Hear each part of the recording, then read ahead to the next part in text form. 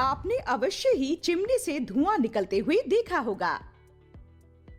यह ईंधन के दहन के कारण उत्पन्न होता है, लेकिन दहन में एक रासायनिक अभिक्रिया होती है। क्या ऐसे परिवर्तन रासायनिक अभिक्रियाओं के कारण होते हैं? आइए पता लगाएं। वे पदार्थ जो रासायनिक अभिक्रियाओं में भाग लेते हैं अभिकारक कहलाते हैं। शर्करा को गर्म करने पर यह एक नए पदार्थ में परिवर्तित हो जाती है। ऐसे परिवर्तन को रासायनिक परिवर्तन कहते हैं। जिस प्रक्रिया से रासायनिक परिवर्तन होते हैं रासायनिक अभिक्रिया। इस प्रक्रिया में प्राप्त पदार्थ अर्थात कार्बन और जल वाष्प उत्पाद कहलाते हैं। आइए हम रासायनिक अभिक्रिया की कुछ विशेषताओं का अध्ययन करते हैं। गैसों का निष्कासन। एक परख नली में एक चुटकी सोडियम कार्बोनेट लीजिए। उसमें थोड़ा सा तनु हाइड्रोक्लोरिक अम्ल मिलाइए। सोडियम कार्बोनेट और हाइड्रोक्लोरिक अम्ल परस्पर अभिक्रिया कर सोडियम क्लोराइड, जल और कार्बन डाइऑक्साइड देते हैं, जो एक रंगहीन गैस होती है।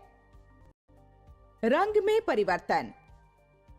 एक बीकर में अम्लीय पोटेशियम परमैंगनेट का विलयन लें और उसमें आधिक्य नींबू का रस मिलाएं। क्योंकि नींबू के रस में सिट्रिक अम्ल उपस्थित होता है, विलयन का रंग हल्का धुंधला हो जाता है। अपक्षेप का निर्माण। एक बीकर में बेरियम क्लोराइड का तनु विलयन लीजिए। उसमें थोड़ा तनु सल्फ्यूरिक अम्ल मिलाइए। अभिक्रिया के दौरान आप देख सकते हैं कि एक सफेद रंग के अपक्षेप का निर्माण होता है। अवस्था में परिवर्तन। एक मोमबत्ती लीजिए। नली सहित कीप को लौ के ऊपर रखिए। नली का दूसरा सिरा चूने के पानी में डालिए। जब मोमबत्ती को जलाते हैं तो कार्बन डाइऑक्साइड उत्सर्जित होकर कीप के माध्यम से चूने की पानी में चली जाती है और इस पानी को दूधिया बना देती है। मोमबत्ती को बुझाएं और कीप को ध्यान से देखिए। आप देखेंगे कि कीप में अंदर की ओर काजल बन गया है। इस प्रकार ठोस मोम इस अभिक्रिया में ठोस काजल, कार्बन डाइऑक्साइड और अन्य गैसों में परिवर्तित हो जाती है। आओ सारांश देखें।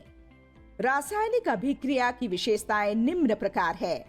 गैसों का निष्कासन, रंग में परिवर्तन, अपक्षेप का निर्माण, अवस्था में परिवर्तन। अब आप इसमें होने वाले रासायनिक परिवर्तन का अवलोकन करके रासायनिक अभिक्रिया की पहचान कर सकते हैं। लेकिन हम रासायनिक अभिक्रिया सही तरीके से कैसे दर्शा सकते हैं? जवाब जानने के लिए हमारे साथ